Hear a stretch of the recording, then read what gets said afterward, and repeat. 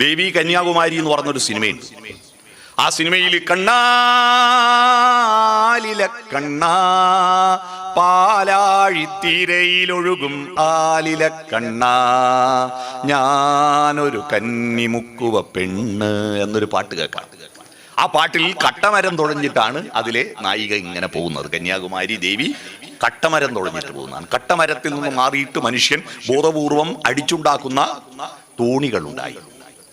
ആ തോണിയിൽ നിന്ന് മാറിയിട്ട് കുറച്ചുകൂടി വലിയ പായ്ക്കപ്പലുകളുണ്ടായി.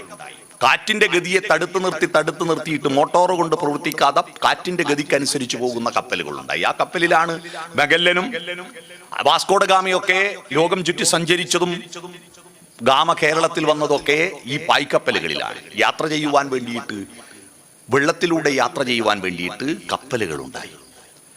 ബോട്ടുകൾ പിന്നീട് യന്ത്ര ബോട്ടുകളും യന്ത്ര തോണികളൊക്കെ ഇപ്പം അടുത്ത കാലത്താണ് ഉണ്ടായത്. അപ്പോൾ വെള്ളത്തിലൂടെ യാത്ര ചെയ്യുന്ന വസ്തുക്കളുണ്ടായി. കരയിലൂടെ ഉരുളിലൂടെ പോകുന്ന വാഹനങ്ങളുണ്ടായി.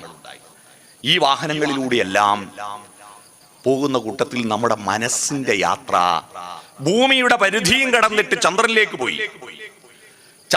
പോയി ചൊവ്വയിലേക്ക് പോയി. അപ്പൊ നമ്മുടെ മനസ്സിൽ യാത്രയ്ക്ക് വിശാലത കൂടി. അപ്പൊ അതിന്റെ അടിസ്ഥാനത്തിൽ ആണ് റോക്കറ്റുകളുണ്ടായി, വിമാനങ്ങളുണ്ടായി, റോക്കറ്റുകളുണ്ടായി. ഈ വിമാനങ്ങളെന്ന ആശയം പുരാണങ്ങളിലുണ്ട്, അല്ലേ?